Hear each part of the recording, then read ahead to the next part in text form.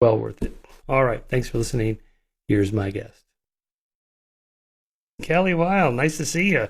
Thanks for your great book, Off the Edge: Flat Earthers, Conspiracy Culture, and Why People Will Believe Anything. Yes, indeed. That's my day job, is trying to figure that out. So I'm really thrilled to have you as a guest on the show here. And I should point out for our listeners right off the bat, this book is not really just about flat earthers. It's really about the conspiracy culture, and people who tick the box for one, say flat earthers, also tend to tick the box for many others, like QAnon or anti-Semitic conspiracy theories, rigged elections, and so on. So really, it's kind of a window into the psychology of the conspiratorial mind. So it's a much broader topic. Yeah, well, thank you so much for having me, Michael. And that's absolutely true. I came into this really fascinated by flat earthers, but it's not the whole picture just to look at one conspiracy theory. Belief in a conspiracy theory is the biggest predictor for belief in another conspiracy theory. So once you're into one, it's a rabbit hole. It sucks people in, and I was really interested in unpacking that world of belief and how people arrive there. Right. So before we get into that, give us a little bit of background about yourself. Give us your origin story, the stuff that's not on the back of the book. Where were you born and raised, and where'd you go to school, and what were some of your influencers, mentors, or teachers, or and then how'd you get into this particular subject? I am from upstate New York, quite close to the Canadian border. I have always been really involved in or interested in skepticism on YouTube when I really shouldn't have been at a very early age, and very interested in debate and debunkings, that sort of thing. I went to New York University to study journalism, and while I was there, I started following a lot of the emerging alt-right scene. And I was interested in covering that from an adversarial point of view. But as soon as I delved in there, I started finding a lot of conspiratorial content. And so as I was covering this emerging political movement, both in college and then later out of it, the conspiratorial narratives went hand in hand. So even when I haven't been explicitly reporting on conspiracy theories, I'm always in 500 conspiracy Facebook groups. I'm always watching the videos. So this was something that emerged out of a deep held personal interest for me. Hmm. Right. So much of your data gathering comes from Facebook groups that post rather bluntly honest statements about what they really believe. And so you got to know some of these people online, and then you attended some of these Flat Earth International Conferences, FEIC, right? Did I say that right? So, what's it like to go to these places? How are you treated? I mean, do you say, look, I'm a journalist, I'm here to cover this, or do you just not say anything? I'm always upfront with people. I'm never going to mislead people about what I believe. I'm here as a journalist, I'm here as a globe earther. But that said, I'm also here to listen. And it's a very strange environment being the only person there, or one of very few who believes the earth is round. You're very aware that you are just a bizarre outlier in terms of belief. That said, I found that people were quite willing to speak to me, if only because they thought they could change my mind. I I had, at every conference I've gone to, I've started to speak to people on the first day of the conference, and they said, "Oh, well, keep an open mind, you'll listen to the talks." And for what it's worth, I do listen to the presentations, and they come around the second day and go, "What do you think? Are you starting to believe a little bit?" And it's all in a certain way very painfully earnest. There are some very dark parts of flat earth, but a lot of people who believe in it really believe that it will make the world a better place, and that, having spoken to me and having, I think, come to like me, I think I'm a reasonably likable person, that they want me on their team. And so that it's a very strange experience, that tension between someone thinking that they can help me by bringing me to flat earth. And that's something I encounter every time I'm there. What's the through line from believing the Earth is flat to this will make the world, as it were, a better place? Well, it's interesting, right?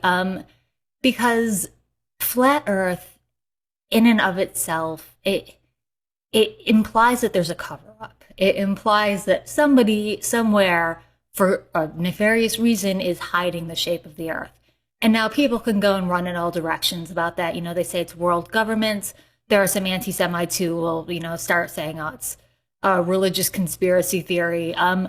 But people believe that once the cover up is revealed, everything is all these mysteries and dissatisfactions they have with their lives. They're going to be explained, and that the veil is going to lift from humanity's eyes, and we're all going to understand each other and help each other. And it's a very utopian worldview in a certain way.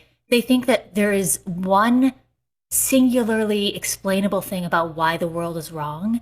And as soon as people realize that Earth is flat and not round, that we're just going to overcome all our problems. So there is something sort of alluring. I can understand that about the theory for people who are looking for answers.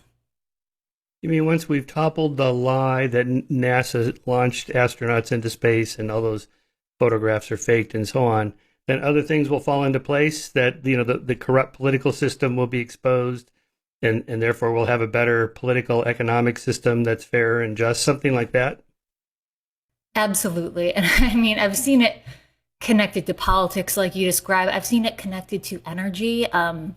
There's a flat earth theory that the world is ringed in like an ice wall, and that wall is made of like some supernatural material, and that's going to be free unlimited energy, so we don't need to burn gasoline, and gas prices will just be $0. So people can really connect this theory to the solution to all things. And it's again, it's a very powerful promise for people who are looking for something that's missing in their lives. Mm. Yeah, you really get the sense reading your book and also watching some of those videos. They're all over online, and I watched that Behind the Curve Netflix documentary for a second time yesterday, just to kind of bone up for this. And you do get the sense that they're very like just totally engaged. Like, this is huge. This is bigger than my life, and this is going to give my life so much meaning. Much like some of the QAnon people. The initial studies to come out on, who are these people, and like, who was there at the insurrection on January 6th. These were not, wingnuts living in their parents' basements. These were not mentally disturbed people. These were like mainstream, normal people with jobs and careers and families, but that just talking as if, this is my 1776 moment. This is it. It's huge. And you could see it in their faces, like, oh my God, they're really into this. Yeah, I mean, I think this idea of like the hero's journey really figures very prominently into a lot of people's belief system. They really think that they are an awakened, enlightened main character of events, and that what's going on is not just a central narrative for them, but for everyone. And I heard this put a brilliant way by a former flat earther I spoke to. And he said that he really believed that when the truth was revealed, he would be one of, only a million or so people who had been right all along. And that to have been one of those people preaching the truth and telling his family, he would have been famous, he would have been revered.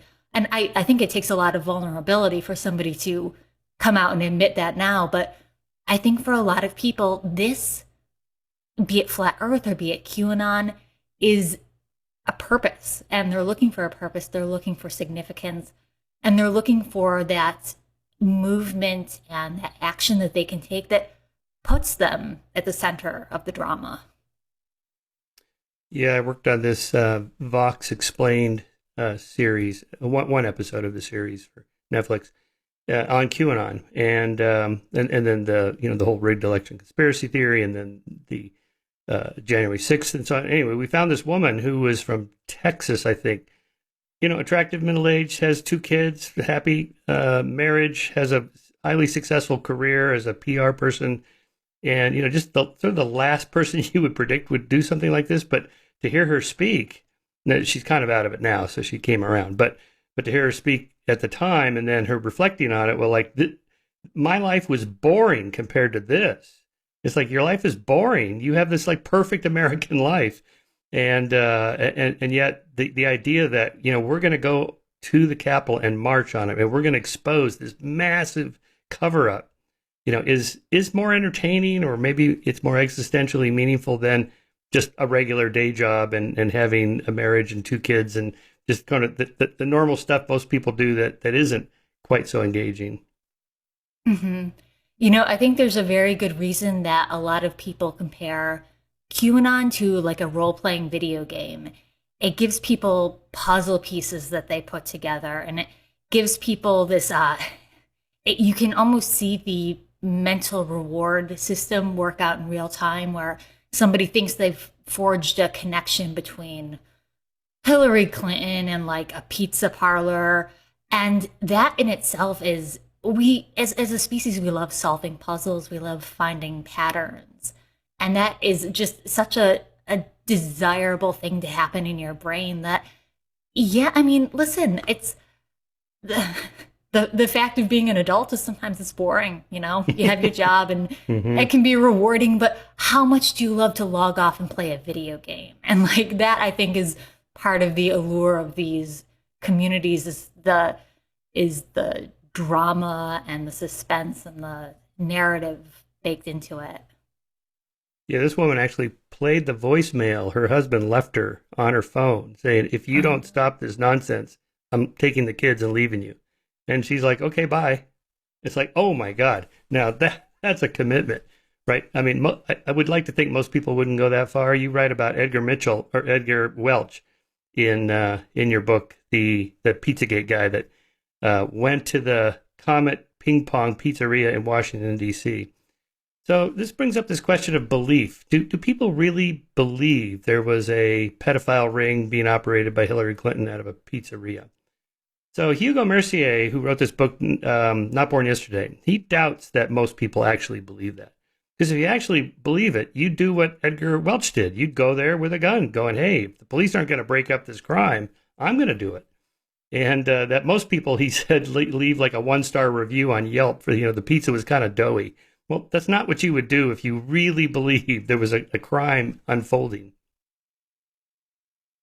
Yeah, I think that's a very good point. I think a lot of people hold belief and disbelief in tension. And you can see that just in the way that they navigate their belief system and they change it as new information emerges, right?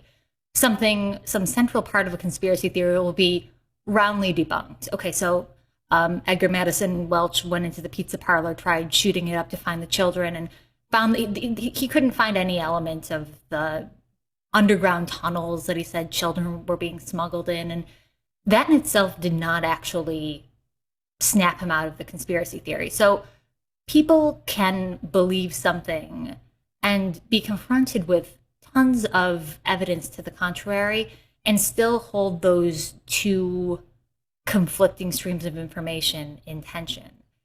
Belief isn't just fully accepting everything as true. It's a very selective process. And I think with the conspiracy theories that we have right now, it's also a communal process.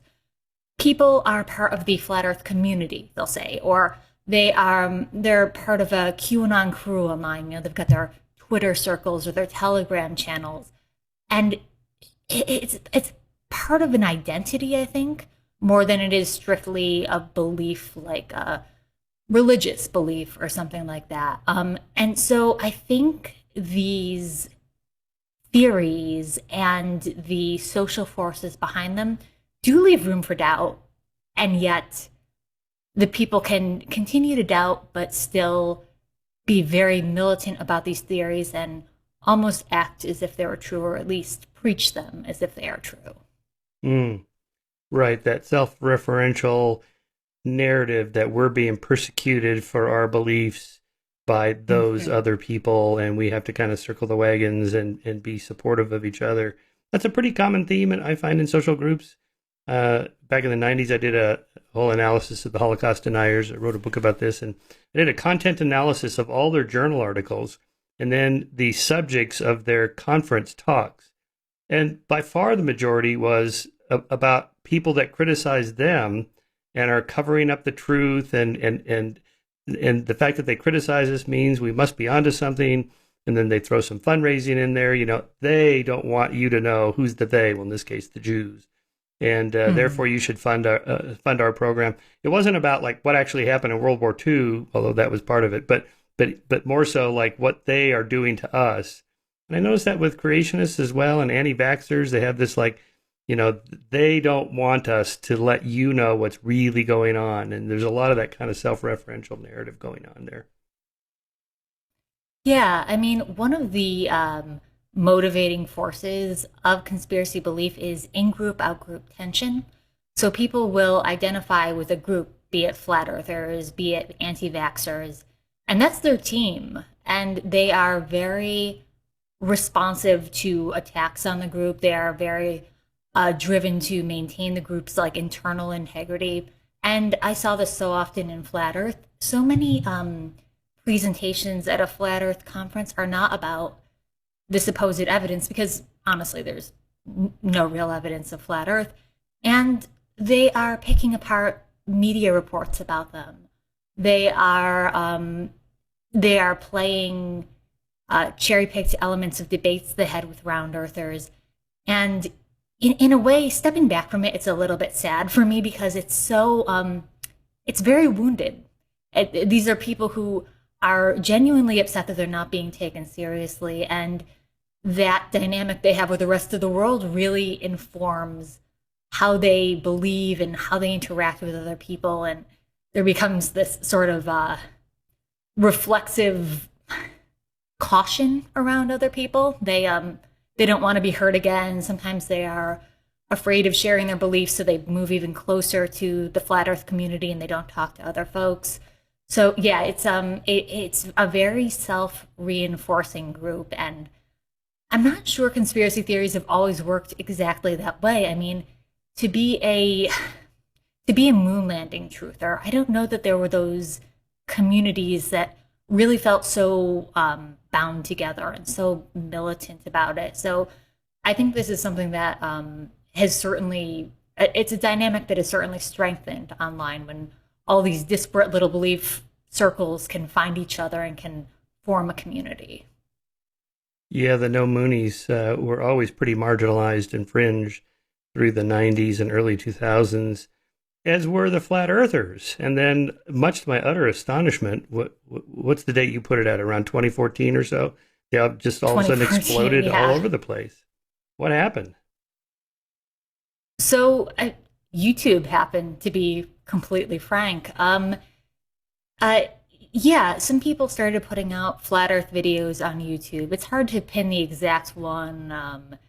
And people came to it from various like a lot of biblical points of view, finding some line in the Bible that seemed to indicate a flat Earth, and they ran with that.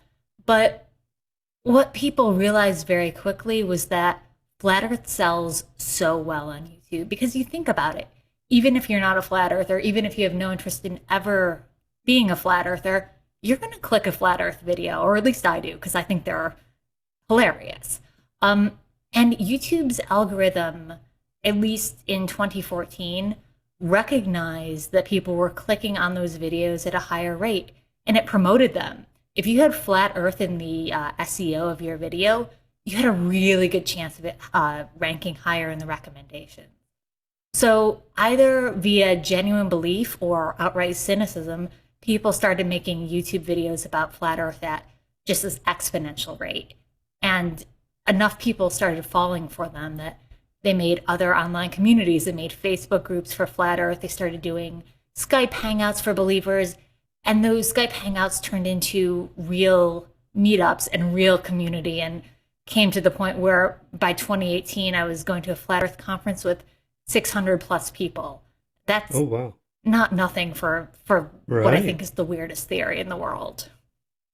600 people, that's a lot. That's a good turnout.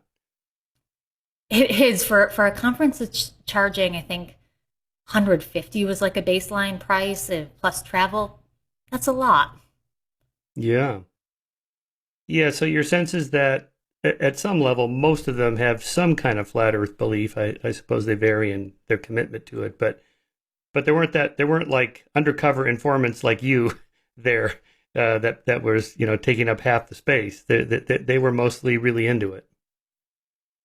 Yeah, I mean, certainly there's always media at these things, but no, these people were really into it. And I think I know one of the best indicators I got of that was not when people were up on stage, giving their talk and saying, "Hey, if you like this, subscribe to my Patreon or whatever, buy my T-shirt." It was going to the bar with them, just knock back a few beers, talk about what you really believe, and ooh, they are hardcore. They I open up. remember at one point, yeah, I remember at one point talking to this woman, nicest woman, just someone I liked. I find that dynamic a lot.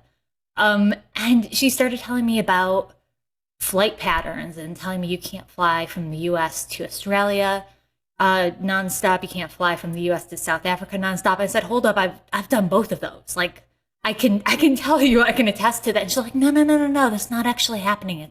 It's the pilots are doing this alternate route. And I said, but I've done that. It's very hard to argue the evidence of your own experience, and it's that's where you start running into these, I think, insurmountable obstacles to discussion. When I'm sorry, I've done that. I've been to Australia, and that just doesn't really track in a flat Earth logic. Right, because well, here's our cover of Skeptic magazine. We did it a few years ago on the flat earthers.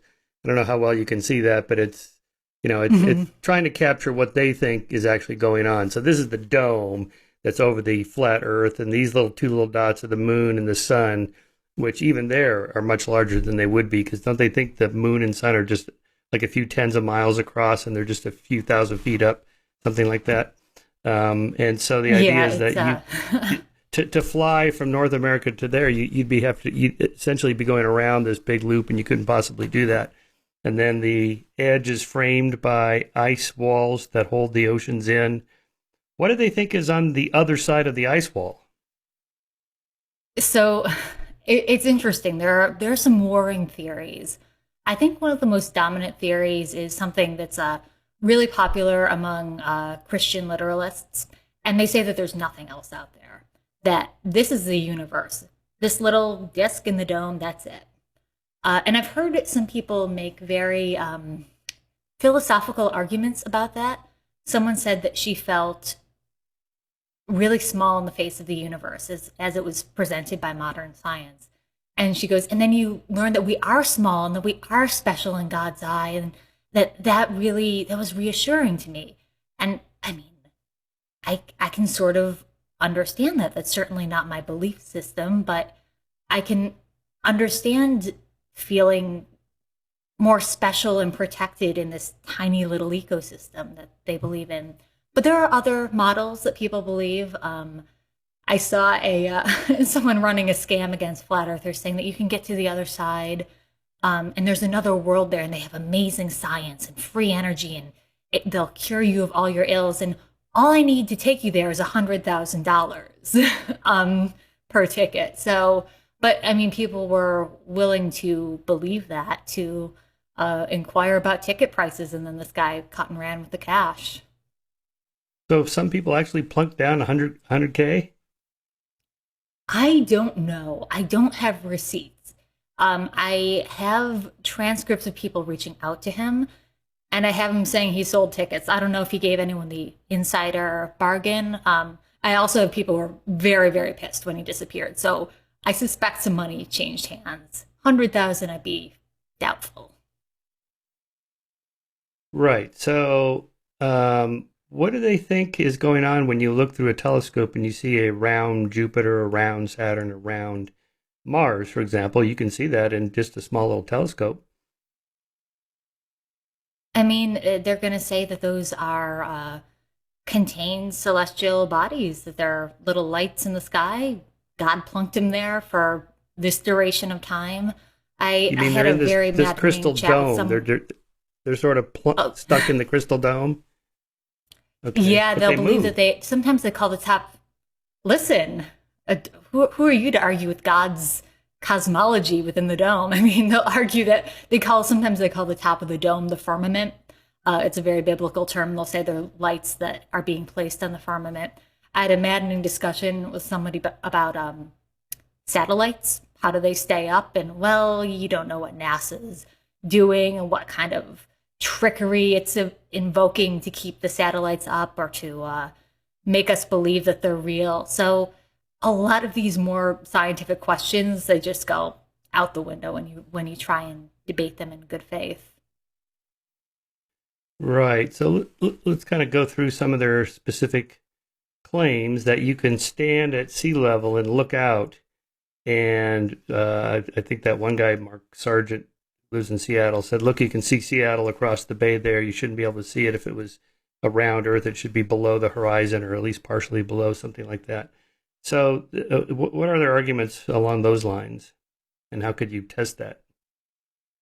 So flat earthers will make a lot of arguments about perspective over long distance, and basically on a round Earth, if you go a certain distance out, the curve of the Earth is going to start obscuring your vision, and you can test this in real time. You can look out across the Great Lakes and see the Chicago skyline, for example, being partially cut off by the curve. You only need a few inches for it to really start obscuring things. You can watch ships disappear hull first over the horizon.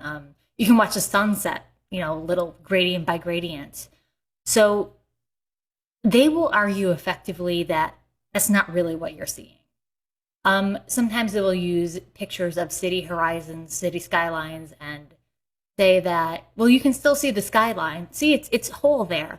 But what they don't show you is that there are 40 feet of skyline below what is visible in that photo. So that's just an element of manipulation. And then when you do find an image that you would think conclusively proves that this is a skyline being cut off by the horizon, they'll say, no, that's like a water refraction issue, or that's it's a mirage, it's a trick of the light and haziness. So it's very difficult to argue these things. And once again, I mean, when you get a flat earther who is honestly engaging with the scientific process, they will often come out with evidence that proves the round earth. I spoke with a former flat earther who got one of these long distance telescopes, and he was really ready to find this proof for himself. And what he found over and over was you cannot see the skyline past a certain point because that's just the reality of the planet we live on. Wow. So, did he change his mind on the spot, or did you follow up and it took him a while, or how does that work? Deconversion. How does I that work? I found him after he deconverted. Most people who deconvert don't advertise it. I think they're a little bit embarrassed. But he was one of a few people who has deconverted and who has gone back and tried to reach out to the flat earth friends he had, which I think is pretty noble. And yes, so he was one of several people who has gotten into flat earth, earnestly tried to test it, and realized that he was wrong. So I'm very grateful for those interviews in this book because um, after writing, for a year and a half about something that is just maddening to me, it was a little bit of common sense at the end of the tunnel. Hmm. Right. It's most of us don't change our minds about big important things in our lives, and if we do, we're usually pretty quiet about it. I mean, how many people change political parties or change religions? If they're in the public eye, almost none. Like when a politician changes parties, that's a huge, huge event. More likely, privately, you just stop talking about it, and then you just change your mind and don't make a big deal about it. I think that probably helps deal with the cognitive dissonance. It might be good to hear to point out that that term itself, discovered by or described by Leon Festinger, was at a UFO cult end of the world event that happened in December 21st, 1954, in which he wrote about in his famous book, When Prophecy Fails. He wanted to know what happens when the mothership doesn't come at midnight on December 21st, 1954, and he was with the Seekers, this group outside of Chicago. And so he predicted that they would double down on their beliefs, which is what they did. It's a way of rationalizing when you have two conflicting motives. You have, this is what I believe, and the facts are contradictory to it, so something has to go. Most of the time, it's easier to just spin doctor the facts rather than admit you're wrong if it's important to you. Is that the sense you got here with most of the flat earthers you dealt with? Absolutely. And I love that book, When Prophecy Fails, because what they did when their prophecy did fail is this group said, well, we didn't believe hard enough, or we misinterpreted the prophecy. There was nothing wrong with the belief system. It was us. It was human error. And what I find in Flat Earth is people are actually willing to kind of self-flog if it means that they can further tie themselves to this community that tells them that they are one of the select few that are correct, or that they can find some affirming facts within Flat Earth that explains away their doubt. It's very hard to step away from Flat Earth because people make fun of it. People make fun of them for getting in, and no one likes that. So they want to prove it. They want to prove why the family members who are making fun of them are actually wrong, and nobody wants to come around and say, hey, you're right. It's a round Earth. So I find it very difficult for people to leave a theory like this. Right. And part of the reason is because there's deeper foundational beliefs behind it. In this case, religion. If you're a fundamentalist who believes in the literal reading of the Bible and that the Bible was written by God himself, who is by definition inerrant, then whatever it says has to be true. So that's your starting point. So from there you have to build, and I suppose the argument would be that if I give up the flat Earth, then I'm going to have to give up, the old Earth, or that it was a young Earth, and then I'm going to have to give up that there's a foundation to belief in the scriptures, and then I'm going to have to give up the belief that there's objective morality and purpose and meaning of life that religion provides. And before you know it, you're one of these materialist atheists that has no grounding in morals or meaning. And then where are you? So they draw the line early in the sand. Mm-hmm. I'd say, where are you? You're having a lot of fun. But anyway, that's exactly right. It's a very binary way of looking at the world. And I also want to point out that form of thinking gets people into Flat Earth as well. The founder of the FEIC, the Flat Earth Conferences, told me that he got into Flat Earth via biblical literalism because somebody challenged his beliefs. They said, okay, you really think the Bible is the literal, inerrant word of God? Well, then you've got to believe that the earth is flat. And this guy said, by gosh, I think you're right. And he doubled down that hard. I think it's a belief system that doesn't allow for in-betweens. It doesn't really allow for wiggle room or any grayness in belief and in possibilities. A psychologist that I spoke to for this book said that when she is working with people who have very fringe beliefs and she's trying to help reintroduce them to the more mainstream world, she introduces them to this concept of living in the gray, which is accepting that you can be skeptical, but also that you don't need to ground your life in skepticism. Accepting that things may or may not be true, and that you don't necessarily need to have a militant viewpoint on all of them. It's allowing room for doubt. And that's something that I think a lot of people in Flat Earth don't have.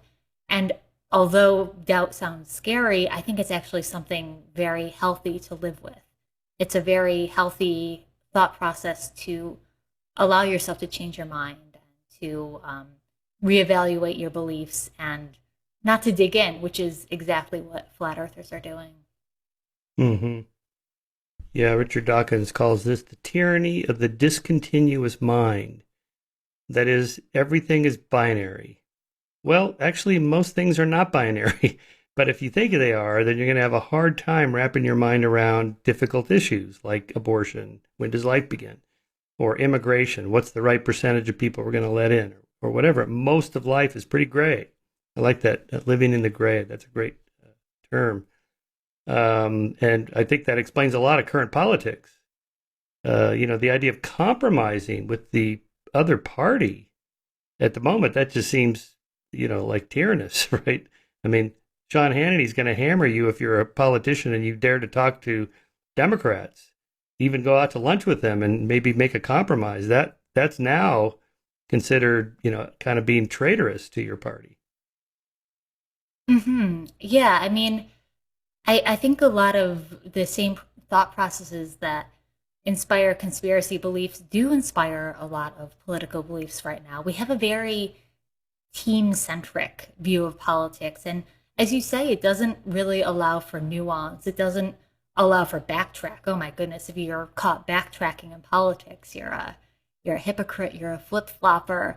And in actuality, that doesn't take into account any ability to adjust for evolving situations or to adjust for new information for the possibility that you were wrong. And so I do think that that is why uh, these conspiracy theories like QAnon are so inherently political right now is they graft so neatly onto the red team, blue team mentality of politics right now that it's not just enough for your opposition to be wrong. You can't just say, well, I don't really like liberal tax policies. I'm a bit more fiscally conservative. No, QAnon believers are saying my opponents literally eat babies. It you can't parody it because it just blows all joking out the window. It's already at its extreme. Right. Even if you disprove the particular claim, like to Edgar Welch, there's no pedophile ring at this pizzeria, the response might be, well, that's okay, that one's not true, but it's the kind of thing Democrats would do. So it's kind of a Hmm. proxy truth. Like, that the specific ones may not be true, but in general, this is what I think about these people. They would do something like that. Hmm. Yeah, it's funny because there's a conservative meme like facts don't care about your feelings, but I think uh a lot of the motivating energy of conspiracy theories and of highly partisan politics is very feelings based. People, if a politician that they support because they feel like they're on that person's team, if that politician does something that appears to betray their values, people will find a reason to justify that. Say, well, Trump, he's only saying he's for vaccines right now because he has to. He doesn't really believe that. And it's it's a way to construct this alternative narrative about the world that you're in. And I would argue that that's very similar to conspiracy belief is picking your team, picking your in group, and constructing alternative facts to explain away uncomfortable realities. Hmm. Is that why if you know somebody's position on, say, abortion, you can predict what their positions are going to be on immigration and tax policy or voter ID and so forth. We're pretty for some, even though those subjects have nothing to do with each other. Why would they be tied together like that? I think that's exactly right. I think we have this sort of duopoly in politics, right, where you have two teams, and for the most part, the slate of political positions is it's just set out for you, right? So rather than break from a party policy, especially in this world where, as you say, Sean Hannity will call a politician a traitor for uh, appearing to give an inch, people will lock themselves into that framework. They'll say, this is my team, this is what we believe, and they'll find good reasons to justify positions that to me seem at odds with each other, right? If you are supposedly pro-life, well, then why don't you support policies that help young children fiscally? But of course, that's a decades long argument, and it doesn't seem to have gained any purchase with a lot of abortion opponents. So yeah, I mean, it like I said, it's a team mentality, and the feelings of belonging and community, I think, figure higher for those believers than the actual facts of the policy. Yeah, one of my favorite explanations for this is comes from George Lakoff in his book Moral Politics. That there's a foundational worldview structure beneath each of the two sides that has to do with the metaphor of the family. Is the government like a strict father family or a nurturing mother family? And liberals, the government should, reach out and help people that have fallen through the cracks and need a hand up. And conservatives are like, no, they're going to become dependent on the handout. We need to discipline them and give them strict rules and laws and just sort of like a father would. So, like his explanation for abortion, I mean, just people have sex. They, of course, it's a human drive, and they don't always use birth control, and they don't have access to it, and then they get pregnant. Well, the conservatives' answer to that is they just shouldn't be having sex. They should be disciplined. They need a father figure to say, you wait till marriage, and then you commit to that, that promise, that pledge, and so on. Whereas the liberal position is, well, but things happen to people, and so we have to, help them. Young single mothers that they can't make it financially, so we have to give them some help. Anyway, so he goes through all these guns, for example. Guns are kind of a proxy for a strong father figure at home to protect his family.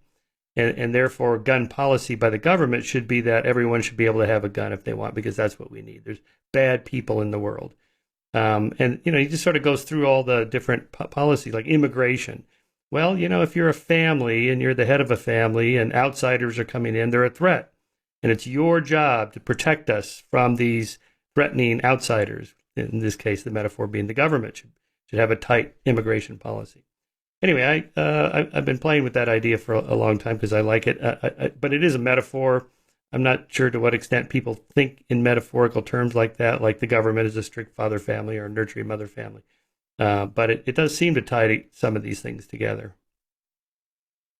It does, absolutely. And, I think it's interesting that although Flat Earth shouldn't inherently be political, it is quite conservative. And I think a lot of that is grounded, as you say, in biblical literalism. People who are very Christian tend to be conservative.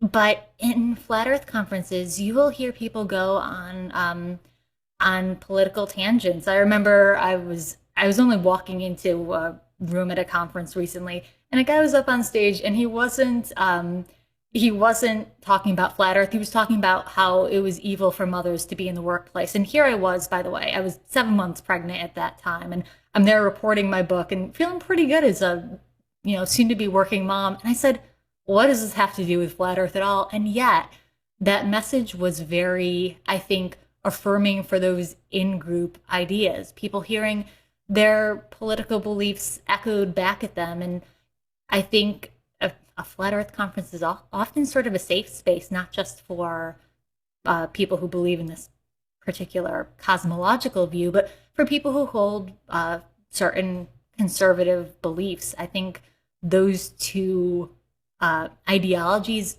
fit really neatly onto each other, even if they don't explicitly have anything in common. Interesting. Well, has anyone done a specific gender count to how many men and women are at these conferences? And if not, what's your sense of a ratio? So it's interesting. In the audience, I think it's fairly even. Maybe slightly more men, but plenty of women, plenty of families. Lot of young families there. But I have never seen a Flat Earth conference with, I think, more than 3 female speakers. The men talk. And, I'm sure there are plenty of women in Flat Earth who would push back at me on that. They say, listen, I have a very popular YouTube channel. I'm a guiding voice in a Facebook group. You know, I think women play a very social role in Flat Earth, and I think that sort of follows traditional gender schema. But one other thing in Flat Earth, and I think this happens a lot in conservative communities, but not necessarily just with them. I think it's an issue with the internet writ large is when women climb high enough within Flat Earth in terms of fame or influence, they get knocked down. And one example I used in the book was of Patricia Steere, who was probably the biggest female Flat Earth YouTuber. And she got pretty popular. She's, you know, beautiful and charismatic and had a big channel, and people started making some conspiracy theories about her. You know, just very gendered, sexist things, or taking the opposite tack and saying that she was secretly transgender and that she was lying to the community. And that doesn't happen to men, you know? There's infighting, but then this really was very targeted in a way that I don't think a male flat earth YouTuber would have experienced. So when I look at the breakdown of a flat earth conference and say, why aren't the women speaking? I suspect that's part of it is there are repercussions for being a very visible female flat earther. Yeah, some of them were pretty funny. What the last three letters, Patricia, CIA. Oh, there's Mm-hmm. a it's like a cue drop. Ooh, there's a hint. Or her last name is Yeah. Steer, so she's steering people into or out of the group. And since she's an attractive woman, oh, she's a honeypot trying to get these young men interested in it, and or whatever the claim was about her. Yeah, Mm-hmm. that's interesting, I guess. Again, like women entering any industry or field for the first time seem to encounter that, physics or math or biology or any scientific field. Now we're come a long ways, and but that's kind of how it was in the bad old days of the 1950s. And so that's interesting that the social group operates that way. Another thing I'm interested in with social groups is how they splinter.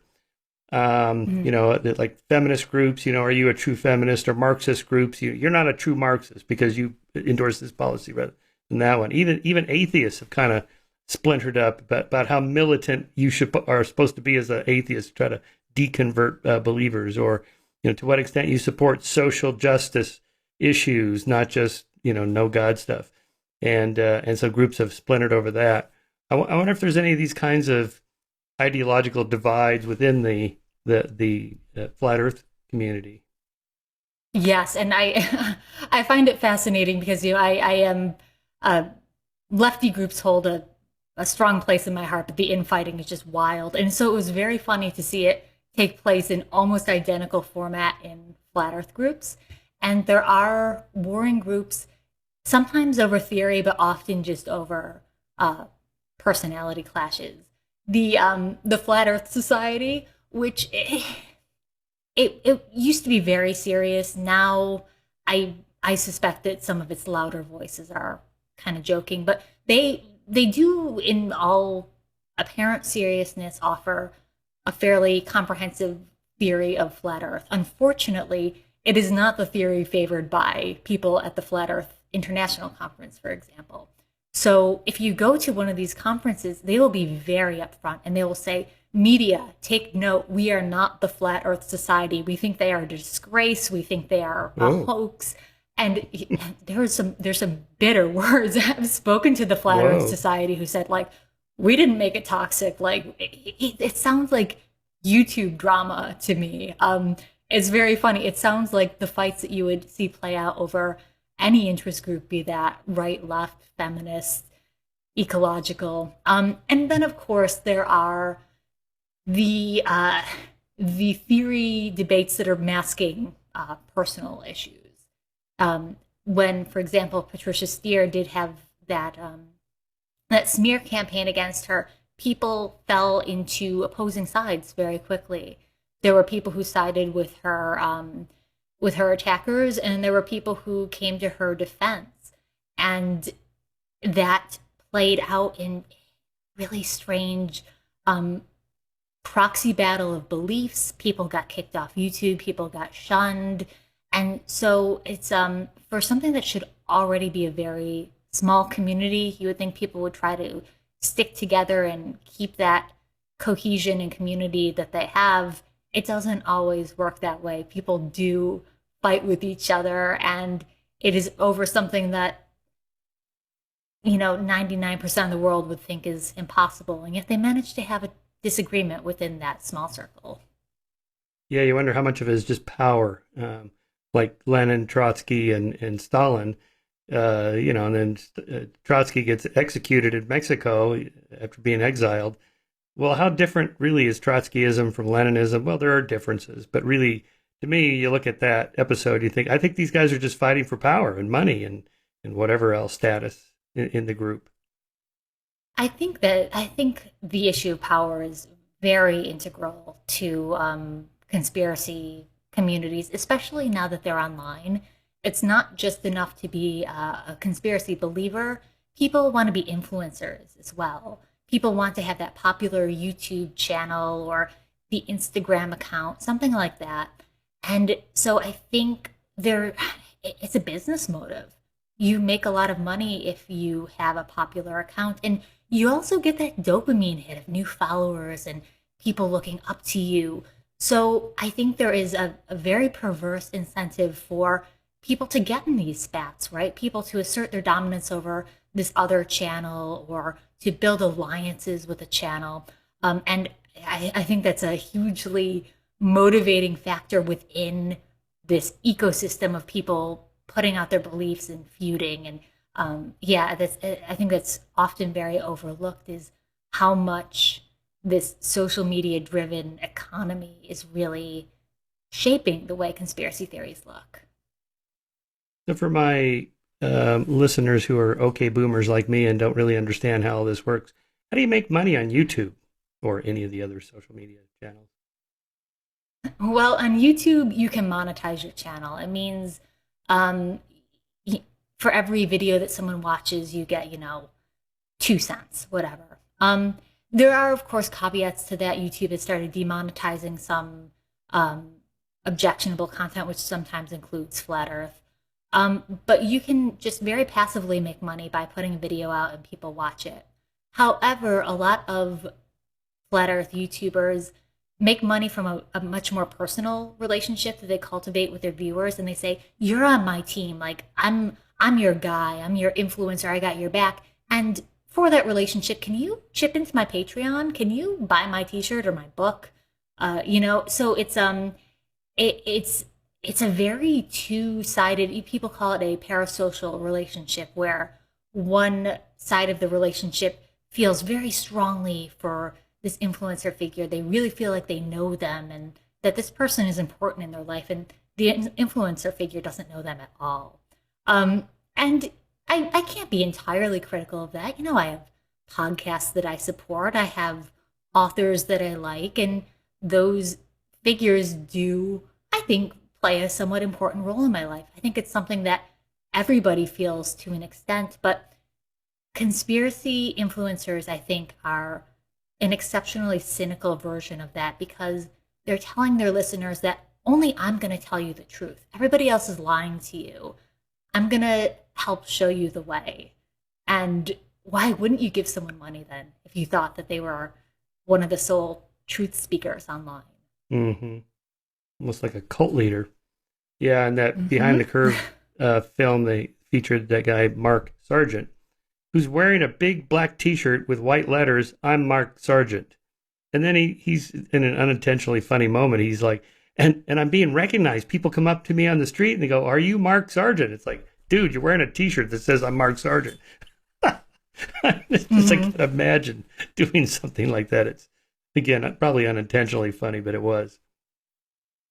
It is funny. I've spoken with Mark many times. I've met him in person, and he is a celebrity in the flat Earth world. You go to a conference, and he is getting groupies. I don't mean that in an untoward way, but people are, "Hey, Mark, I had this idea. Can I bounce it off you?" And I think to really any social person, I think that's a very powerful dynamic. People want Of to feel course. important. They want to feel like their Yeah. opinion is sought after. And so I think even someone starting with the best intentions, if they are fed that love and that respect, why wouldn't you continue to act that way and to nurture it? Do you have an opinion on social media in a broader way along these lines that it's not good for people? And there's these new studies on teenagers who have a spike in depression, anxiety, self cutting, and suicidal ideation, and so on. Some of that's blamed on social media. There's kind of an ongoing debate. Jean Twenge wrote that book iGen, in which she identified social media as probably the cause. But there's other psychologists that say no, it's probably something else. And I don't know how much you've given thought to that, but to what extent social media it was going to liberate the world and we can all talk to one another, but maybe it hasn't worked out quite so well. Yeah, I go back and forth on this a lot because I like to keep an open mind, and I do think there are some elements of social media that have been absolutely revolutionary, right? And you think about the way that parts of the Arab Spring were conducted via Twitter, the way that social media has democratized a lot of information access, uh, freed people for creative expression, and yeah, of course, there's an obvious dark side. They, I mentioned how the algorithms are are incentivized to promote things that aren't true. I think a lot of the disinformation that fueled the Trump campaign, I don't think that would have worked in a pre-social media age. So it's hard to objectively say, good or bad. It depends what you value. Do you value unfettered free speech? And if so, what consequences are you comfortable with? You might say, the consequences be damned, we're going to leave this thing open. But I think you do have to acknowledge that there are definite ills that come of social media. At the same time, I don't always want to blame things like depression and isolation on social media. I think they might be representative of other social forces and economic forces that young people are facing right now, and that social media kind of gets scapegoated for what I think are otherwise sort of crumbling systems of community outside schools and outside the computer. So it's hard for me as not a social scientist to diagnose it. I remain skeptical about the internet, but very very addicted to it is what I'll say. No, that's funny. Yes, it is hard not to go on it. I enjoy just scrolling through my Twitter feed to see what the people I follow are posting. Usually articles that I want to read. I could spend hours just reading articles. Like, oh, here's one in the Atlantic, here's one in the New Yorker. Oh, I got to read this, got to read this. Before you know it, hours have gone by and I'm not getting any work done. But I'm not a teenager where I'm also wrapped up in the social aspects of social media, in which I FOMO. I didn't fear of missing out. I didn't get invited to the party or whatever. I could see how that would be upsetting to a teenager. But the question is what to do about it. I mean, this idea we should break up the tech companies, the government needs to bring in the regulators and either break up Facebook or slap some strict regulations on them, which makes me nervous because who's going to decide what speech we're going to censor on social media? And that has a slippery slope to it. I think it's a very double-edged sword there. And again, this is, speaking as someone broadly on the left, I find that almost every time we ask for sanctions against extremist content on the right, there's a bit of a backswing. Facebook likes to do things in tandem. It likes to have a sense of symmetry in its actions. So it says, okay, yeah, we'll ban the Proud Boys Facebook group, but we're also going to ban this anarchist page that I actually read because not that I'm an anarchist, but I think it's an interesting perspective. So that's also a very U.S. centric view. I think it's uh, more ripe for exploitation under more authoritative governments overseas. So it's um, it's something I'm very cagey about. I do agree that there are targeted instances where something is vile, something is harmful, and should be removed for imminent personal safety. But I do get a little nervous when people talk in very sweeping statements about content removal. So I think my compromised position is okay, we have these algorithms that artificially promote harmful content. Well, fix the algorithm, you know? That in itself is distorting what we see, and that in itself you can make more content neutral. And I think that should be a compromise that more people can get on board with. Mm-hmm. Right. More bottom up activism against social media companies to tweak the algorithms so that they don't lead to these deep rabbit holes. I guess the low hanging fruit would be something like if ISIS is recruiting people on Facebook, Zuckerberg should probably do something about that. That seems pretty obvious. What about the rigged election conspiracy theory people? Well, then, if them, what about QAnon? Because that's adjacent. And what about 9/11? That's adjacent. 9/11 truthers. And then you're at the flat earthers, because they, as you talk about in one of your chapters, they're into the whole 9/11 truth thing also. So you kind of, as you're sliding along, pretty soon you're gonna, if you take that to the extreme, you're gonna have to ban the flat Earth people from the internet, and that seems wrong. Yeah, I mean, Facebook has been doing it. Flat earthers have been having a hard time keeping their pages online, but it's like you Hmm. say, it's a slippery slope. Where do you draw the line exactly? I don't want to be the one to decide that. I'm not important enough for that. But it all exists in a gradient. You can say that stop the steal election truthers are actively harmful. I do agree. I think they're actively harmful for democracy. How much of it do you ban is the question, and I'm going to leave that up for another book, I think. There's your follow-up book. Right. So what's the connection with flat Earth and 9/11 truthers and the whole sequence of anti-Semitic conspiracy theories that go back deep into history? I thought that was one of the more disturbing chapters in your book. Yeah, so I have this chapter, as you say, about a lot of anti-Semitism in Flat Earth, and I think anti-Semitism is one of humanity's longer-running conspiracy theories. It follows the pattern of a lot of conspiracy theories, where it takes a minority group and makes them a scapegoat for, a broad plot against the rest of the people. And because it's such a long running conspiracy theory, and because it's been so virulent until very recently, so out in the open, a lot of conspiracy frameworks are built on anti Semitism. Ideas that, there's a secret communist plot in the government.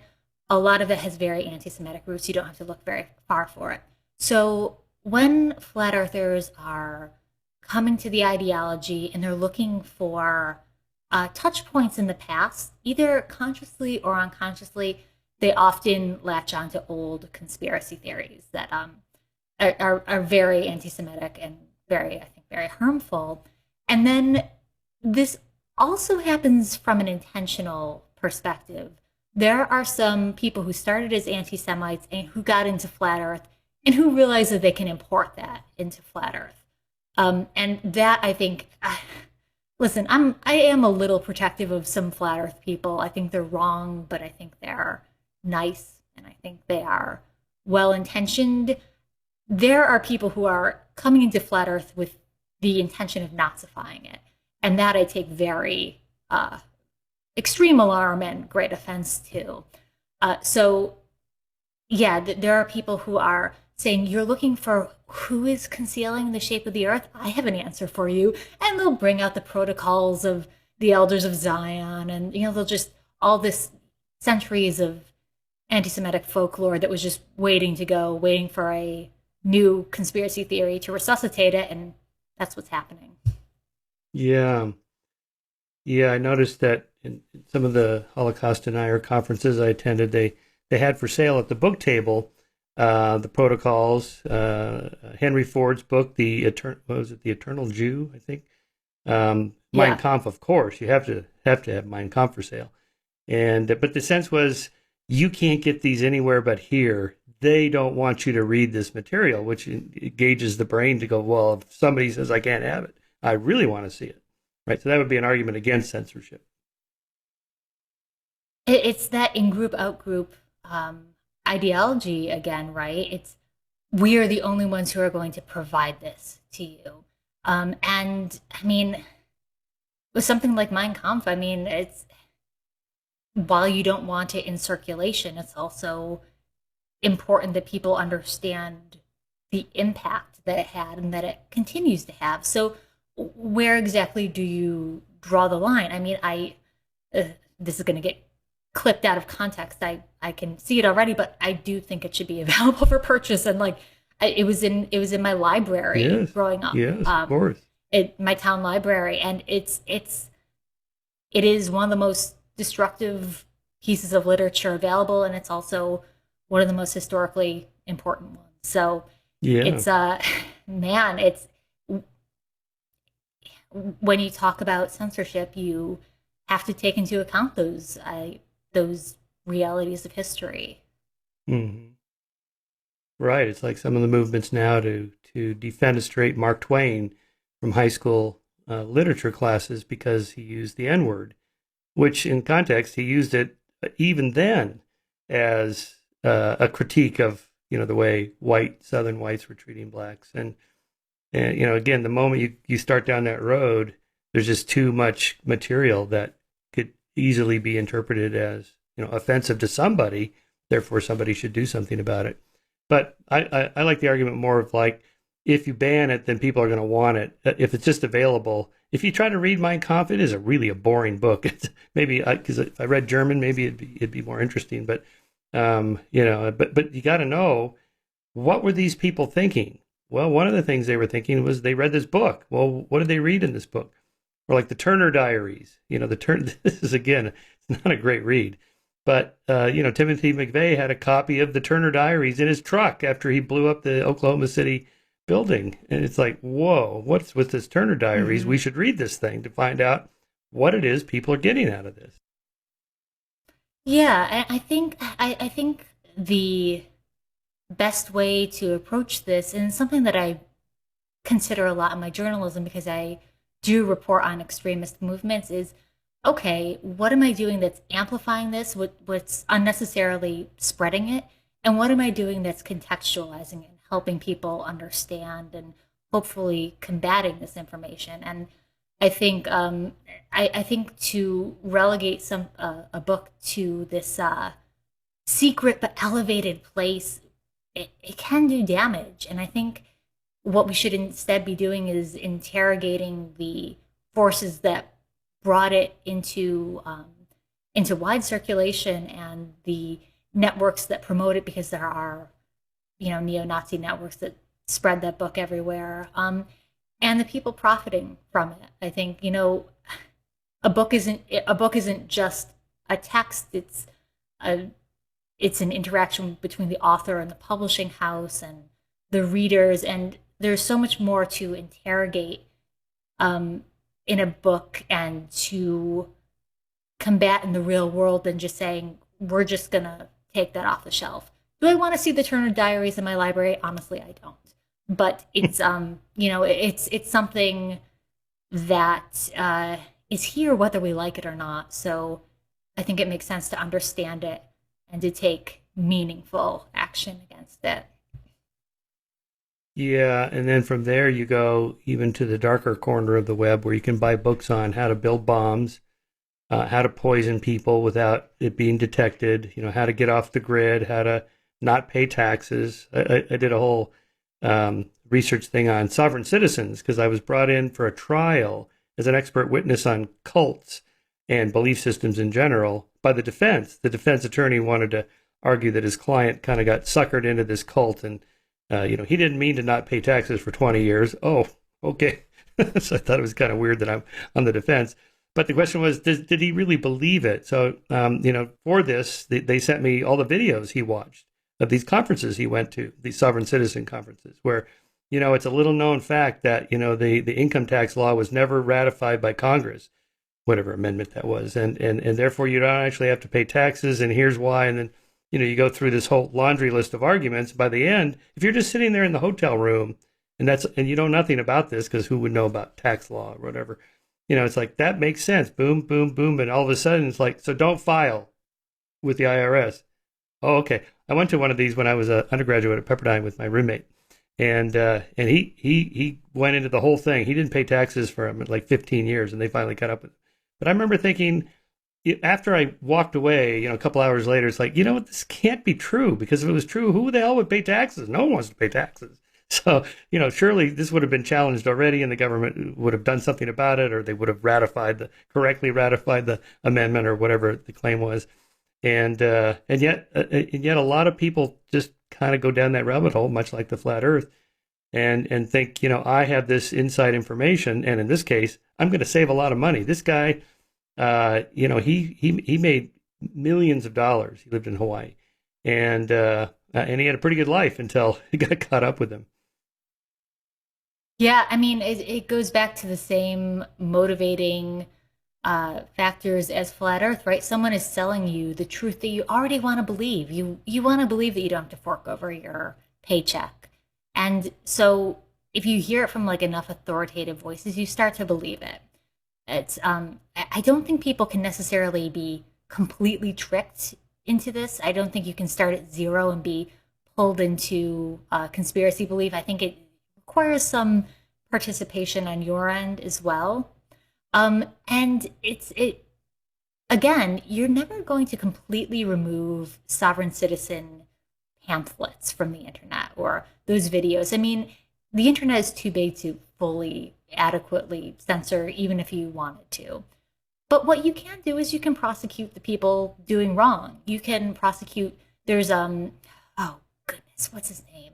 There's old timer sovereign citizen fellow out west who only recently it caught up with him. He caught massive charges for this grift that he was running for years, telling people that you didn't need to pay your taxes and that you could squat on land and it would become yours. And okay, that's what you can actually go after. You can't prosecute the ideology, but in this case, there's a very literal crime taking place, and it's unfortunate that there are victims of that crime, that there are people who fall for it when they shouldn't. But there is often an enterprising individual at work, and that's something that you can take meaningful action against. Mm-hmm. Trying to find this a chapter on the sovereign citizens in my next book, which is on conspiracy theories. Let's see, here it is, chapter 5. This was the second trial I was involved in, which involved what's called an OID, a 1099 OID, or original issue discount. I'll just read this. It's a form of interest. It is the excess of a debt's instrument's stated redemption price at maturity over its issue price.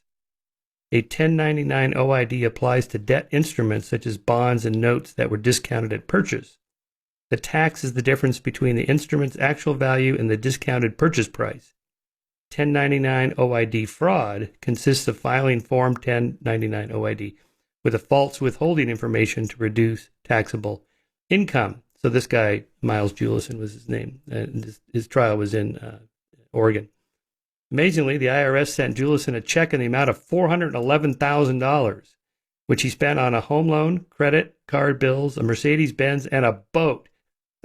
Emboldened by his success the next year, Jewelson reported $2.3 million in interest income and demanded a refund of $1.5 million. This time, however, instead of a refund check, he got an IRS investigation. That's how he ended up in this. And what was interesting, though, is because I met this guy and talked to him a little bit, and he was totally a sovereign citizen, true believer. And this is the kind of thing he would say on the stand in defense and in print. For and on the record, I am here under express duress in propria persona. I am Miles Joseph, creation of Christ Jesus. I reserve all of my unalienable rights without prejudice. UCC 1-308, Declaration of Independence, Nunc pro tunc praeterea, and without the state. My jurisdiction is in harmony with the common law, UCC 1-103. I refuse for cause all testimony at this court, and it is not under penalty of perjury, 28 U.S.C. 7146, Clause 1. My silence does not preclude a contract whatsoever. The UCC is the Universal Commercial Code. So they have this language, almost like the words are talismanic. If I say the words in the right order, the judge is going to go, oh, you're free, go ahead. It's just astonishing to me. Yeah, it's amazing. What's funny is that a flat earther I know actually got into conspiracy theories partially because he had a similar sovereign citizen trick that accidentally got him like $400 once. He's like, it's real. It's all coming true for me. But I mean, there's a not a particularly kind subreddit, but I do visit it occasionally, which is just sovereign citizens trying this stuff in the real world, trying the secret code in the courtroom or the password that you tell a police officer, and it just not materializing for them.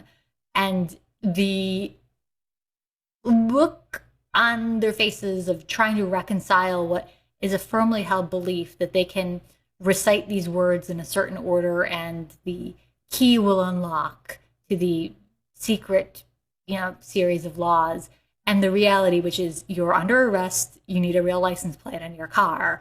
Those two things, it's a moment of, as you say, cognitive dissonance.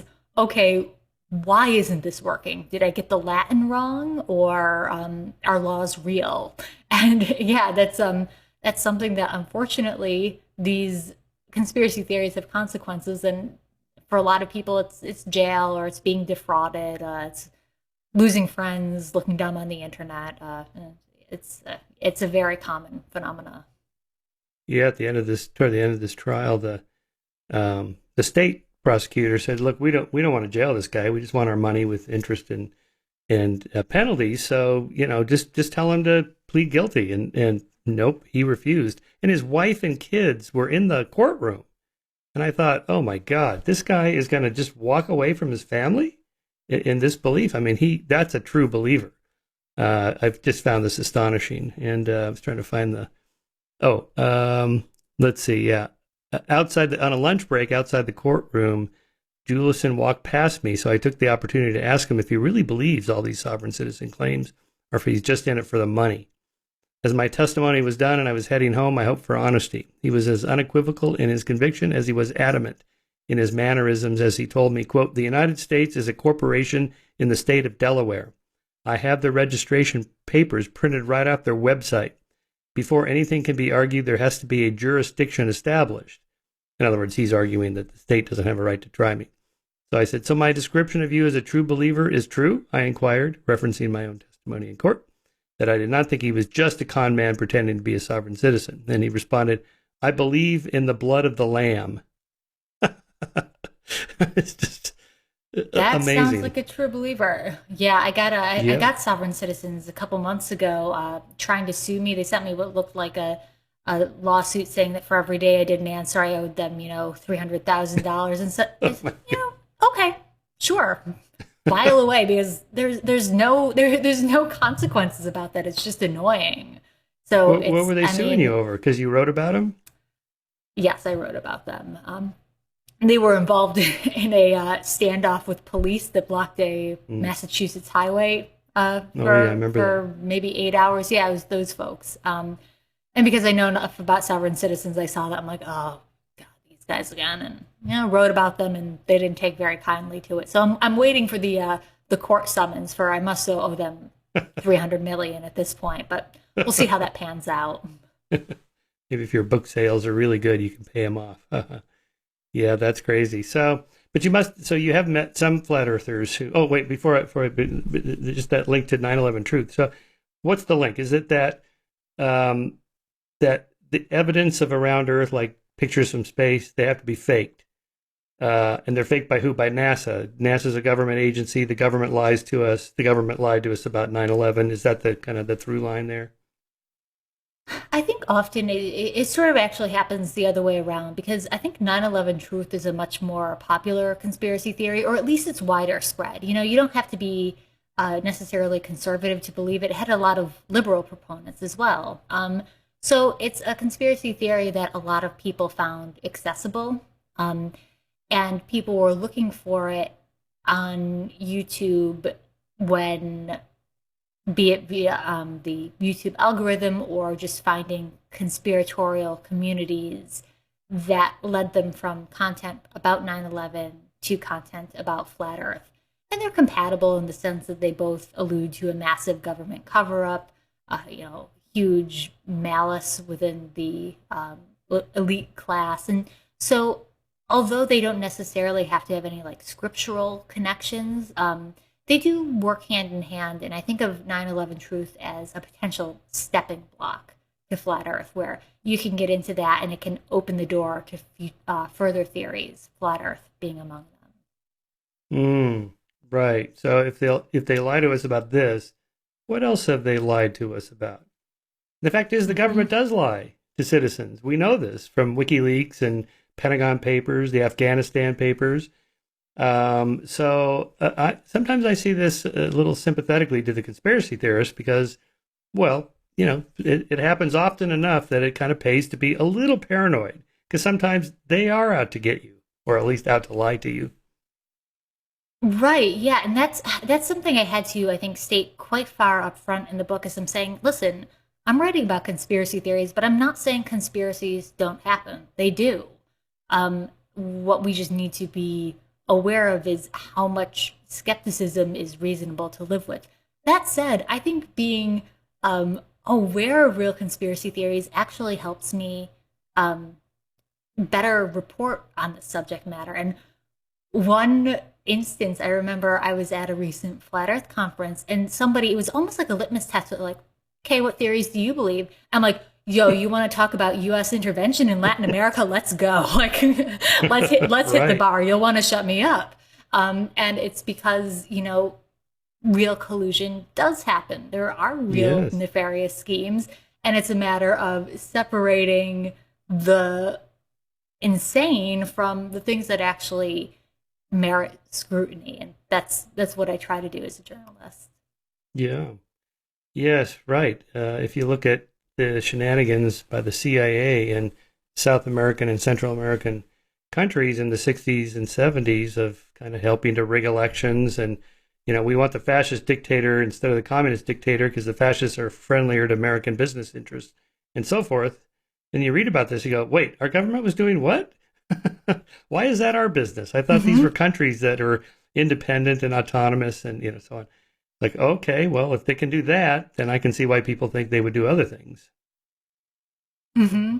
And it has very much the aura of a conspiracy theory where you might learn about it in college or as an adult and you say, I didn't hear about that at all growing up. Was this hidden from me? And it's not so much deliberately hidden as, not discussed.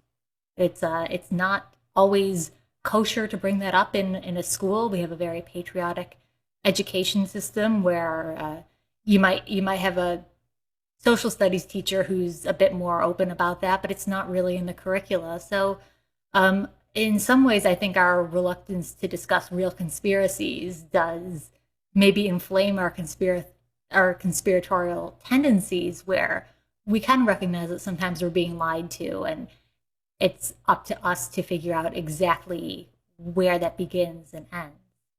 Hmm. Well, Kelly, we've been going almost an hour and a half here. Just give us some advice on how to talk to a flat earther, a QAnoner, a 9/11 truther, or a rigged election conspiracy theory or whatever. You're at Christmas dinner, Thanksgiving dinner, family holiday, or just the Sunday dinner, and, crazy Uncle Bob brings up QAnon or the flat earth or the rigged election. What do you say? It's tough, and I don't always follow my own advice here, but the best way to deconvert someone is with respect. Not treating it as a debate that you're going to win. And again, I'm so guilty of this. I watch YouTube debates all the time, but treating it as a conversation of saying, okay, well, why do you think that? And what motivated you to that belief? And another tactic that somebody told me about in this book is asking, figuring out the places where a conspiracy theory has failed someone, right? Where they've been told that Hillary Clinton will be arrested on X date, or that Trump will be restored to the presidency, and talk about all the times that that led them on, that that hurt them by not materializing. And well, who profited from telling you that? What are you losing from continuing to believe in that? And it's not an easy conversation to have because one, it's very frustrating, and two, as we said, people don't want to revert on their beliefs, and they especially don't want to be seen reverting on their beliefs. But I think by keeping it human and um, giving people kind of a soft place to land, not to make fun of them when they do exit a theory, I think that can help. And conspiracy theories are kind of about a lack of trust, and if you can rebuild a little interpersonal trust, I think that's one of the best things you can do to help someone. Right. So, what you could ask something like, "What would it take to change your mind?" Like, Mhm. okay, so what's the next prediction that that Trump will be back in the White House? I think there was three or four of these over the last 6 months, and so it didn't happen. So you could, I mean, maybe you could do something like, okay, I'll make you a little bet, that if Trump's not in the White House by September 1st, then you're wrong and I'm right. But maybe that won't work. Yeah, maybe not quite so confrontational. I don't know though, because I don't bet. I ethically I can't really meddle in politics, but I did have a de facto one of those happen, and I was interviewing shortly after Trump's loss. I was interviewing somebody who had put money on Trump being elected, and he said, "Well, just you wait and see. Come election day, come January 6th, I believe, he's going to be ratified and restored to the presidency, and I'm going to make so much money on this bet." And I said, "Okay, you let me know when that happens." And I never heard from him again. Never heard from him So again. Right. I like to think that maybe there was a moment of consideration there, certainly a considered choice not to follow up. Yeah. Is there something that if you encounter a flat earther, you could just say, well, let's go outside and look, or look through this telescope? Or is there some simple test you could do that you and the other person could agree that, that's wrong? Well, I can't guarantee agreement, but one of the best things you can do is go watch the sunset, go to the beach and watch it set over the horizon. And it's so striking and it's so easy. And you see the sunset degree by degree, and it simply doesn't work on a flat earth model. You can explain that to a 5-year-old and they'd understand. So often people are willfully ignorant of that evidence, but it's it's just one of the most powerful demonstrations you can have, and it's really beautiful. And at the end of the day, I'm kind of a space geek. I love that we have this cool planet and that you can see all these astrological phenomena, and that's one of the easiest things. You don't need any equipment. You can just sit on a beach and watch it, and that's what I'd prescribe for someone who's challenging their beliefs in flat Earth. Hmm. One of my favorite graphics is that one with the solar system with all the round planets, and then the third one out is this little flat disk. It's like that's the only one. Mm-hmm. Yeah, it's hard to argue this. It doesn't necessarily sound that nice when you say it, but we're actually not that special. It's a big universe, and if you can accept that that is cool, then I think that's a nice framework for accepting round Earth and uh, just our place in the universe. Yeah.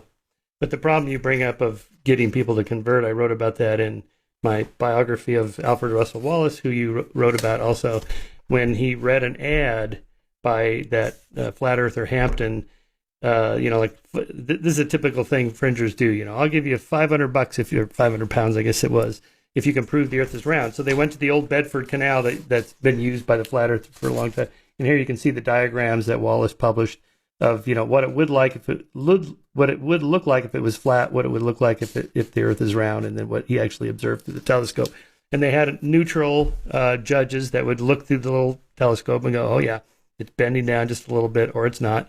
And it was clear Wallace was right and the other guy was wrong. And Wallace spent like 15 years chasing him down through court cases, and this guy was defaming him right and left and writing nasty letters to his wife and so on.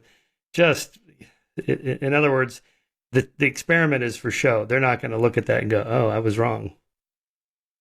Very Yeah, rarely absolutely. anyway. Just like just like I said, it takes someone's investment to get into a theory. It takes someone's investment not to deconvert. And John Hampton, I think, an internet troll before his time, an internet troll working in the 1800s, just refusing to concede defeat and sending terrible spam mail to everybody that Russell knew, and just awful, just an absolute waste of his time. So that's why, I mean, I don't really debate flat earthers. And like I said, I think if you're going to have this deconversion process, it's probably best with somebody that the flat earther personally knows and they trust, and it's not in there's not 500 pounds on the line. There's not someone's public shame and standing on the line. It should be a bit more of a personal process and one that offers healing at the end.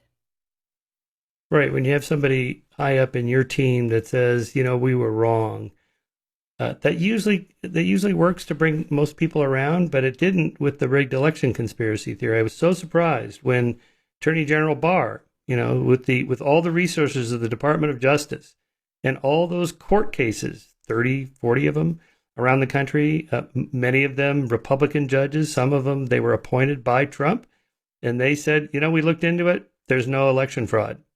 I thought, well, that'll do it because that's their guy, AG Barr. I mean, he's like a big Trump supporter. He's Mr. Republican. He says no Mm-hmm. fraud. Astonishingly, that didn't do it, at least for a lot of the hardcore ones, Trumpers. Yeah, I mean, the election fraud people they have less evidence than flat earthers at this point. Flat earthers will have their own sort of parody of the scientific method that they pass off. Election fraud people are just post fact, post truth, and post evidence. It has been astonishing to watch, and um, I think they're just generating their own momentum. Trump is their guy, but maybe even more than that, they are their own team, and they are so invested uh, identity wise in this theory that I mean, I don't really know how you disengage them. I've tried, and I mean, I've gone nowhere. Right. I know. I feel sorry for Republicans who are kind of old school, maybe Bob Dole, John McCain kind of Republicans who are principled, who are just to the right of center. They must be appalled by what's happened to the GOP. I've written a series of stories focusing on those characters, and more than appalled, they're getting purged from their local GOPs. They're getting kicked out of leadership positions. They're becoming pariahs in communities that they used to lead and they used to command a lot of respect in. And yeah, I mean, I'm going to use the term 50 times, but in group, out group, they committed the cardinal sin of that group, and it was disloyalty to Trump. It was disloyalty to this conspiracy theory that makes people feel good. This theory that says Trump didn't actually lose, and for that, they are cast aside. They're not as important as that belief. That scene a couple weeks ago with Liz Cheney and Dick Cheney sitting on the right there in Congress all by themselves, not a single Republican politician there. And I thought, wow, Dick Cheney? I mean, this guy was Voldemort. I mean, he was Darth Vader. I mean, he was the far right militant wing of the GOP, not what, 10, 15 years ago. Whoa, he's now the moderate guy? That's pretty telling. Yeah, I mean, it's so identity and emotionally based rather than policy based. Because policy, he's like you said, quite to the right, and yet what is motivating, I think, a lot of the now mainstream GOP is not policy positions, but rage and a sense of belonging to this group that is collectively very, very angry together. And if you can't get on board, it doesn't really matter how bona fide your right wing credentials are. The party right now is one of election trutherism. Hmm. Yeah, we need a strong centrist GOP, and we don't have that now. Just the way the system works, checks and balances, and each side pushes back against the other, and nothing gets too crazy. Change happens slowly, okay? And so I'm worried about 2024. We'll see. I don't want to, I'm very much not a doomsayer or apocalyptic. This is the end of everything. And if I hear one more time in my life, this is the most important election of our lifetime, I'll scream, but maybe that could be.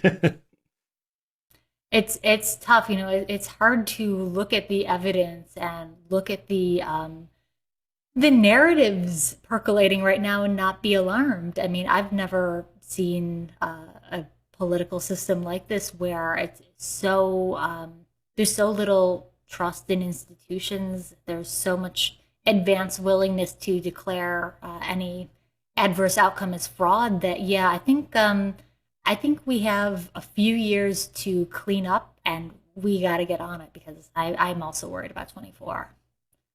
Yeah, I just had Barbara F. Walter on the show. How Civil Wars Start is her new book. And if you haven't written about her, she's really sharp. She's a political scientist at UC San Diego. And, she really tracks the history of civil wars for like the last century and a half all over the world, hundreds and hundreds of them. So she's got a massive data set. It's a really data-driven analysis showing, these are the 6 things that happen before a civil war breaks out. And, it's not the typical things you expect, like poverty or income inequality. Much more of this kind of tribalism sort of thing that happens. And then, a little tilt toward violence, and then violence generates more violence and so on. So she kind of outlined exactly what could happen. And I have to say, I'm generally, again, not prone toward apocalyptic thinking, but she has me worried. So that might be a good story for you, for your Daily Beast piece. Yeah, I'd like to read that because I often close my computer at the end of the day and I come away pretty worried about the things I'm reading and writing as well. Mm-hmm. All right, what's next on your book writing or column or journalistic writing projects? Well, I'm taking an easy Friday and I'm writing about Republican conspiracy theories about furries in school, people who dress up as anthropomorphic animals. Oh my God, I don't know about this. It would what is shock that? you. Well, furries are people who dress up in like mascot costumes, and it's kind of a fun thing they do. It's a community in and of itself. There are now Republican conspiracy theories saying that furry students in schools are dressing as furries and they're getting all kinds of special bathroom and cafeteria accommodations. None of that's true, but it's an excuse for parents on the right to come in and try and meddle more in schools. So that's a fun day for me. If I can talk to a couple furries and a couple schools about it, I'll have a good Friday. Oh my God, that's crazy. All right, Kelly. Well, thanks for your book. It was a delightful read. I listened to it on audio, and it's well read as well as well written, of course. And I really appreciate your work. And stay in touch when you have your next big project out. We'll have you back on. Okay, thank you so much, Michael. Really appreciate it.